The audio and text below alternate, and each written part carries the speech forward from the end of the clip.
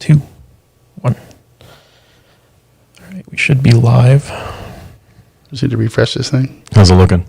Like, there's nothing there yet. Nothing there? Yeah, it might take a while because there's some delay. So like if you just keep swiping down to reload it, it'll eventually show up, hopefully.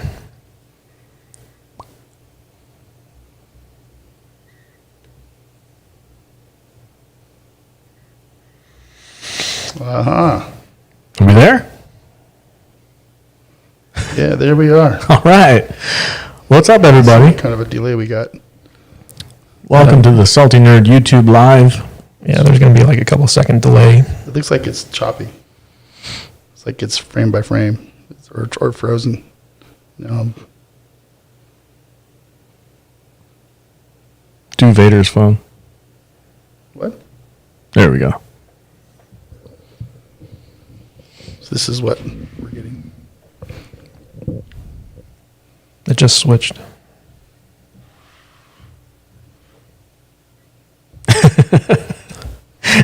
Well, no, it's on us now. So like there's like a good like 5 seconds or something. Yeah. When the video is on, it's like you're. It's just like, I don't know. There's a lag in the interface.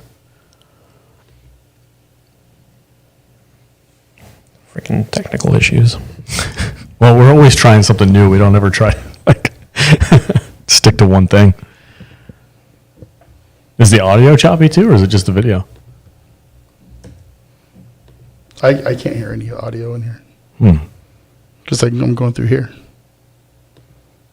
There's no audio. I'm typing in as you. It says hello. And well, I have the volume turned all the way down. Do you want me to turn it up? Well, I mean, if you want to check and see if like we're actually broadcasting. I don't even know where it is on there. I'm typing in as you. It says hello. Yeah, so our audio, I have the volume turned all the way down. our audio's fine. We're a clown show right now. Yeah. That's what people come to see. Well, if they can hear us okay, then maybe it's all right if the video is a little bit choppy. I think it's. Is there anybody in the chat? Yeah, Nick's in there. Nick, of course he is. What's up, Cyber's in there. What's up, buddy? Anyway, we're here to talk about episode 3 I think we can do it. Yeah. of Star Trek Lower Decks. It looks like it's. I don't know. Well, let's just go. No, don't worry about it. Ignore it. Just look at the chat. It's also recorded on the On the Roadcaster. road. A little backup. All right. So episode 3, Star Trek Lower Decks. Oh, aren't you going to do like a whole intro? Oh, okay. Welcome back to another episode of No. Take it from the top. Take it from the top. Take it from the top. Yeah. Welcome, everybody, to a new episode of the Salty Nerd Podcast does Star Trek Lower Decks. We're here to talk about episode 3. And I am joined, as always, by my co-hosts, Matthew Kadish, the producer of the show, the man behind the scenes. What's up? Not much. And also Vader, Matthew Vader. Yeah, he's working on the chat. 74. 74. Matthew Vader 74. Yeah. Twitch, Twitter, Instagram, YouTube. What's up? What's up? Stop with the grinder thing, dude. What's up, man? Not on Grindr. Oh, good Lord. He has to get that jab in every time. Yeah, so for everyone out there watching, we've got our new 3-camera studio set up, but we're still trying to figure out, like 2 of the cameras are on Wi-Fi going into our computer, and that's causing some choppiness in the video. So we're trying to figure out how to hardwire these cameras into our broadcast. So I do have to say this: the studio area looks really cool on Yeah. video, you think so? especially with Batman back there. Yeah, dude. Our little nerd cave studio here. All right. You can also see the Kumite t-shirt. Yep. And, of course, the Salty Nerd Podcast banner. And whatever these things are. We're in a very cavernous room with high ceilings. So, like, we're trying our best to do a poor man soundproofing, as you can see. So We're podcasters. We're not YouTubers. yeah, like eventually the studio is going to look professional. Eventually. Someday. We're going to have, like, lighting and stuff like that. But we've got, like, We've got like a lot of photography lights set up just so we can look pretty for you guys. Well, Okay. maybe one of us can look pretty Yeah. for the. Well, look how well lit Vader is I know. right now. It's gorgeous. Yeah, my black ass T-shirt and my Salty Justice Warrior. my salty justice. You're an t-shirt. SJW, sir. You're an SJW. Never say those words. Speaking of SJWs, you guys want to talk about this third episode? Sure. So, Kadish, why don't you break it down? What's this episode about, and then we'll talk about it. well, the third episode of Star Trek Lower Decks is called Temporal Edict. And basically, it's based around this concept that was introduced by Scotty in, I think, one of the movies and Next Generation, where he always overestimated how long it would take him to fix something on the ship. And that way, when he fixed it in less time than he estimated, he would look like a hero. Yep. And he gives this advice to Geordi LaForge in the episode where they like find him having been preserved in like a teleporter buffer, in like 100 years. And Geordi LaForge is like, "Oh, I could never do that. That's unethical and stuff like that." So basically, it's called buffer time, and it's something that the lower decks people kind of do On the regular. when command wants them to do something. So like they overestimate how long it'll take them to do it. They finish their job really quick, and then they use the buffer time to just kind of goof off, have a drink, relax for a bit, stuff like that. The Scotty principle. Yeah, and so basically, the captain of the Cerritos finds out about this, and she had just lost like a big like diplomatic gig, and so she's feeling very kind of like insecure, I guess you could say.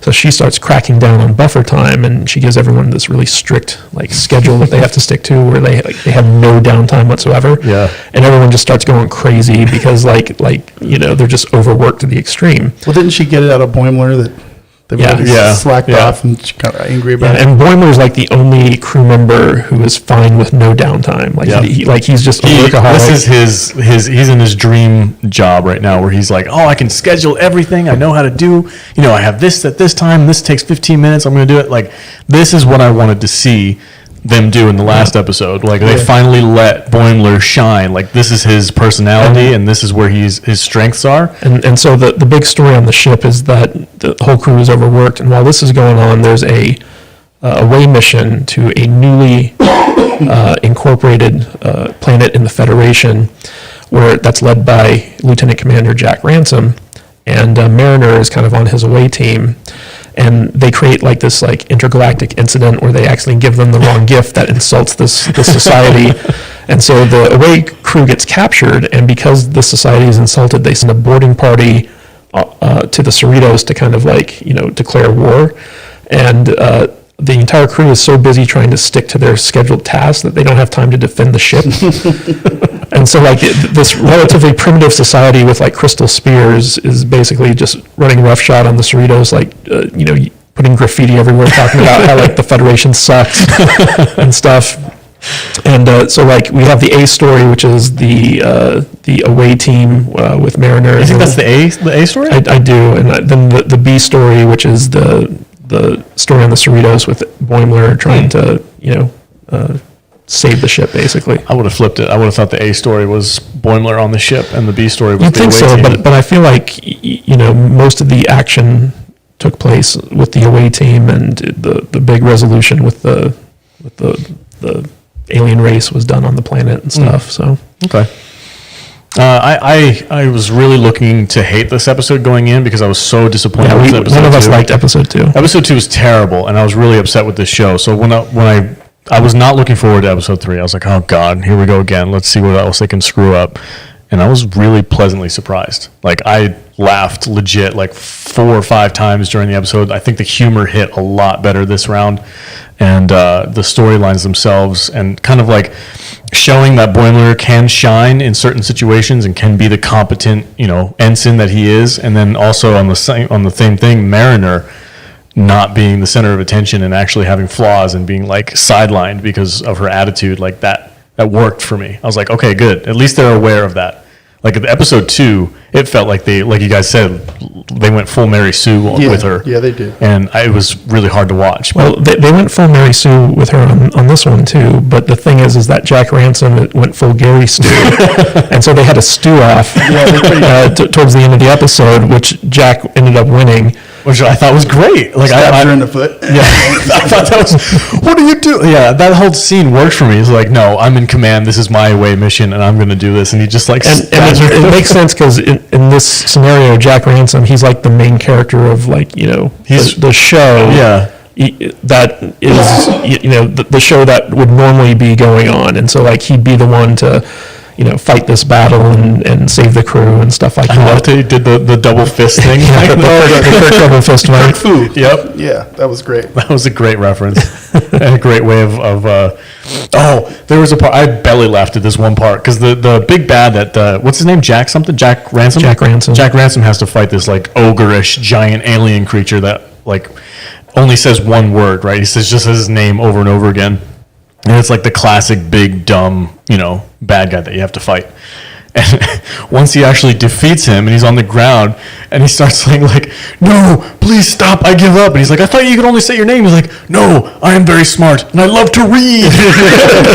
Like, I just do that because it makes me feel intimidating. I was belly laughing, dude. I love to read. Like that moment like really shined for me. This whole episode was a lot of fun. It had a lot of really great references and little quips and kind of like inside jokes about Trek references. I think this is probably better than the first episode for me. So I don't know. What do you guys think? Vader. It didn't really gel all that well for me. No? I'm having a hard time getting into this show. I really am. Oh, that's a bummer. What Yeah. didn't you like about I it? don't know. It just felt maybe it's just because it's a cartoon that I'm having a problem with it. I mean, there's definitely the whole Mary Sue stuff going on with Mariner and everything, but I mean, I feel like they're starting to develop the characters a little bit more. Yeah. I like that we got more of the first officer this week and got a little bit more of the captain and this Jerry O'Connell, right? He's Lieutenant Commander Ransom. right. But I don't know. It's just I don't know. I'm having a hard time. I'm having a hard time. You're probably not alone. I'm sure. I know I'm I'm not sure alone. I'm in the minority. Are you for sure? I did meet an actual human being who loves this show. Yeah. In real world, I was out and I was hanging out with somebody, and I got introduced to this person. I was like, oh hey, and then we started talking about the podcast, and I was like, yeah, we do a thing on Star Trek on Saturdays, and she's like, oh, I freaking love that show, and I'm like, you do? Like this is right off of episode 2 where I was like down on this show. I was like, oh, it's a piece of shit, but she was like all over it. She loved it. She loves Rick and Morty. She loves this show. So I was like, okay, so there definitely is a demographic that they're targeting, and it seems, at least for that anecdotal evidence that I have of that one person, it does work. Like people do like this show. Yeah. And I was pleasantly surprised with this one. See, I don't know what my block is because I don't really dislike any of the characters or anything. I think there's just like There's a disconnect. a disconnect somewhere there that I haven't really figured out yet. Yeah. So Kadish, what did you think about this episode? Do you think it redeemed itself from episode 2 or not quite yet? So I really liked episode 1. I really didn't like episode 2. This episode kind of fell somewhere in the middle to me. Like I feel like it kind of made things a little bit better, but at the same time it wasn't all that great. Like there were definitely things about this episode that I really liked. I felt like the fact that it's not just, Boimler who gets kind of fed up with Mariner. Like no one in the actual crew seems to like her shenanigans. So like I feel like the creators are letting us know that everyone on the ship thinks she's as annoying as we do. Okay. So I kind of like that, and I really liked like her whole interaction with Commander Ransom because, like I said, they had that stew off at the end in the prison. I like that, instead of like letting her like go and be the hero of the show, he stabs her in the foot, and so she can't fight. And while she's watching him like do his all Kirk turned thing, on? yeah, she starts getting all turned on. Yeah. And then like at the end, like when he visits her in sick bay, and he tells her that he's putting her in the brig, and she starts saying like I'm gonna drain your body full of blood and stuff like that. And then he's like, wow, that was surprisingly off. So like, I like that because Ransom's an interesting character because he's the Riker of the show, Right. But he's also kind of the Kirk of the show. And every time we see him, so like his interactions with Boimler, he's very kind of abusive towards Boimler and dismissive and intimidating. But that's kind of the same relationship that the captain has with him, where the captain doesn't really respect him all that much, and you can kind of see he's insecure around her. But with Mariner, they're kind of like two peas of a pod, so like they play off of each other really well. And so I like seeing these relationships among the crew develop because, to me, Star Trek is always about the crew. And they're relationships with one another. Right. And so we're only 3 episodes in. It's like a total of like an hour and 20 minutes worth of like screen time. But already we have my favorite character, Rutherford, the half cyborg. Then we have, I really like Boimler. Mariner can kind of grate on me at times, but at other times she's kind of funny. Jack Ransom is He's grown on me. fantastic. I really like the Bjorn or the Bjorn security guard guy. Yep. Head of security. He doesn't get a lot of screen time so far, but like yeah. every time he's on screen, I just like chuckle to myself because he's so like over the top. Don't like the captain all that much, but we're starting to see like the crew interact, and we're starting to get to know the characters more. And to me, like that's a positive thing. Yeah. And I also, my favorite part of this episode was at the very end. So like basically Boimler gets a rule named after him, which is basically, It's completely opposite to his personality. Yeah, but it basically canonizes buffer time. So like it makes buffer time a part of Starfleet protocol. And they cut to like this scene at the end where it's like sometime in the far future, and a teacher is teaching kids about the Boimler effect. Yeah, and then like they say like the most famous man in all of history. And then they cut to my all-time favorite Star Trek character, which is Miles O'Brien. Chief O'Brien. Chief Miles O'Brien. That was pretty fun. I probably laughed at that point too, man. But- that was a great ending. But it's funny because like Chief Miles O'Brien is the ultimate lower decker because Yeah. like he's a guy when he started really off is, yeah. in was just a transporter the Next tech, Generation. right? Yeah, he was like an ensign, Yeah. and he like worked his way up, and he became this like super important character in DS9, and I just I love. Well, first of all, I love Cole Meany as an actor. Yeah. Like he's just a fantastic actor, and I love DS9. It's probably my all-time favorite Star Trek series, and Chief O'Brien is just a big part of that. And so, like, I love the little shout-out that they gave him in this episode. Yeah, there was a lot of really great moments for me in this episode, like I said, and I think for me personally, it redeemed itself from last episode. I felt like last episode was a far cry. It went. You all right there, buddy? Yeah, I'm just choking on myself. No big deal. It went like episode 2 went way far into the weeds, into like bad Kurtzman Trek, like very Michael Burnham. Like it was cringy. It was terrible. I And the humor didn't work. But in this episode, I'm like, it felt like somebody else, a different person wrote it. Probably did. I'm sure. It's like I think my favorite. I mean, it's kind of like my theme this week, I guess. But my favorite part of the episode was the open.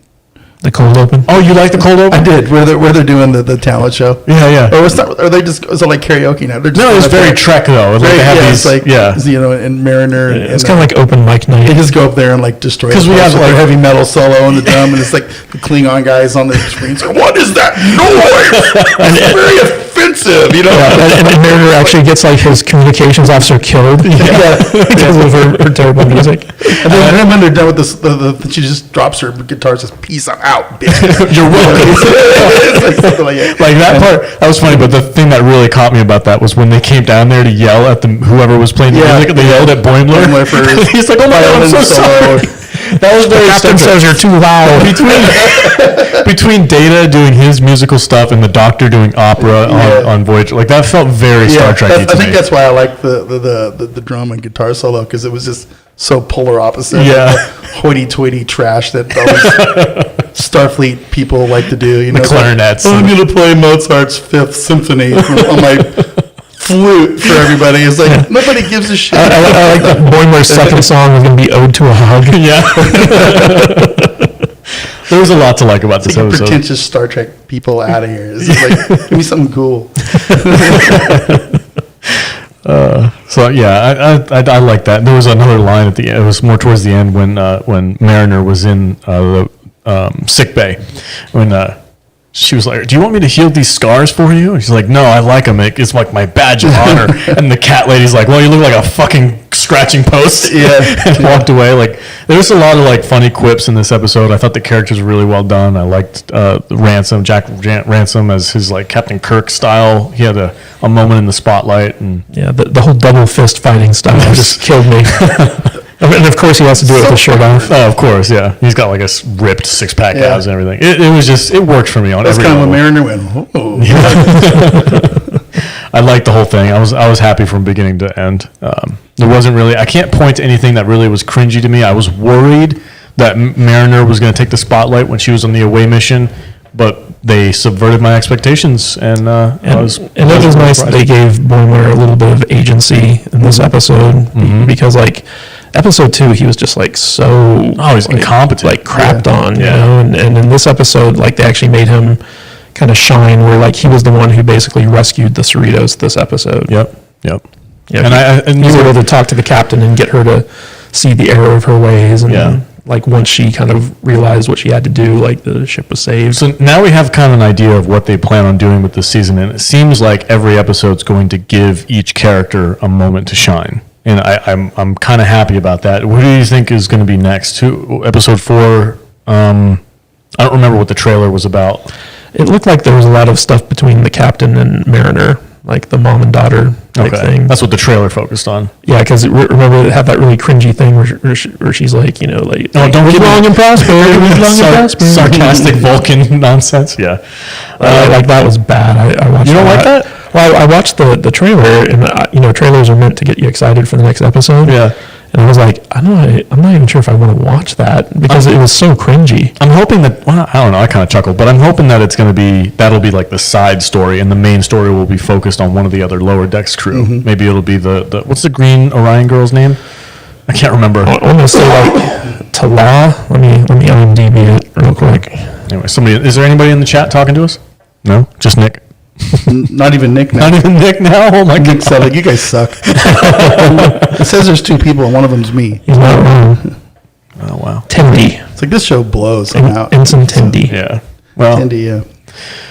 Well, that's all I have to say about the episode. I enjoyed it. You want to do final thoughts around the table? I feel like this show is starting to grow a little bit. But like you said, I got a little bit of a disconnect here so far, and I haven't been able to figure it out. Okay. But, I mean, I don't hate the show or anything, but it needs more time. I wish it was a little less cartoony, but it's a cartoon, so what do you do? I tell you, I was on Midnight's Edge on Friday doing their review segment on this, and I'm a lot more moderate on the show than those guys, and their chat did not like me at all. They were like, "You Kurtzman apologist." Oh, God. It's like, how dare you defend this show? And I'm like, I'm not defending it. I'm just saying, like, it's not as bad as I think these guys are making it out to be. So they hated on this episode too? Oh yeah. Really? In fact, they liked the second episode more. What? Yeah. Why? Nobody's I don't know. Nobody's going to like this show. I'm so confused, man. I don't know. I can get, like we talked about last week, I get why people don't like it. If it's not like this version of Trek that they've known and loved for 50 years. There's a whole faction of people out there that, as long as the showrunners that are attached to Star Trek are still attached to Star Trek, yeah, they're going to bitch and They complain. can do nothing right. Well, what kind of criticisms did Tom and the crew have about this episode? There were too many to go into. Like they really do treat this show like it's not a cartoon, like it's an actual like live action type thing. And so, like, one of their things was like the Klingons shouldn't have been able to hear Boimler's or Mariner's Through space? Yeah, like Which is true. No, but it wasn't through space though. It was through the comm. Was it? Because she muted the button. When she muted the button, they couldn't hear it anymore. Yeah, but so like, yeah, I mean, it was a lot of stuff like that where they didn't like any of the jokes. They didn't like the characters. All right, well, And that's fine. They got very nitpicky with it, in my opinion. But like, That's what nerds do. yeah. But I mean, like, the level of vitriol that they have for it is not something that computes with me. Like, I can understand not liking it, but hating someone who doesn't hate it as much as you, because I was getting a lot of flack from the chat where they were like really giving me a hard time. And I was just like, well, I'm sorry, I don't hate it as much as you hate it. that's why there's nobody in the freaking thing right now. Those guys are apologists for the show. Freaking shills. Where's your CBS check, salty Nick nerd? won't even give us a thumbs up. the one thumbs up you have is mine. I put it in there. All right. Well, that's our. This segment that we're doing, it's less to talk about Star Trek and more just to test our new toys. Yeah. And try to get our live streaming up to par. Is it still like laggy? It's a little choppy, Okay. but it's fine. All right. Well, it's working out. We're one step closer than we Feels were like last week. that camera is more choppy Well, this one's connected to the Wi-Fi. than this one is. Or both these cameras are on the Wi-Fi. Yeah. Is that why? Yeah. That would be the reason. All right. Well, that's our discussion on episode 3 of Lower Decks. Thanks for listening to the YouTube video podcast, or watching, I guess, now, technically. You guys can check this podcast out, edited and all put together on Wednesdays. We upload it to our podcast directory, so you can check it out on iTunes. I gotta lose some weight.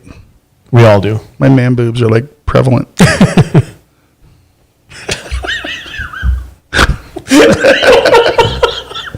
All right, guys. Real quick, where can they find you on the socials? Matthew Vader, where can they find you? And you're doing Do you do that on your Twitch streams? No. He doesn't show any cleavage on his Twitch I'm stream. like from here It's up. just a floating head. Yeah. From here up. So, no, I'm Matt Vader 74. Right on. Twitch, Twitter, What are you playing? other stuff. World of Warcraft. Fall Guys. Fall Guys. I love that game. I bought that game. I only played it once. So. Yeah. All right, and Matthew Kadish, where can they find you? At Matthew Kadish, Kadish on Twitter, and kadishbooks.com on Amazon. Right on. And I am the Salty Nerd. I am your host, and you can find me at salty_nerd on Twitter. And check out the podcast at saltynerdpodcast.com. We have all kinds of cool stuff up there. We've got movie reviews. We discuss a lot of great stuff. So check it out and help support the podcast. Like and subscribe and hang out with us next Saturday. All right. Smash that thumbs up button. Don't say smash. Just touch the button. Don't break your phone. All right, guys, thanks for coming, and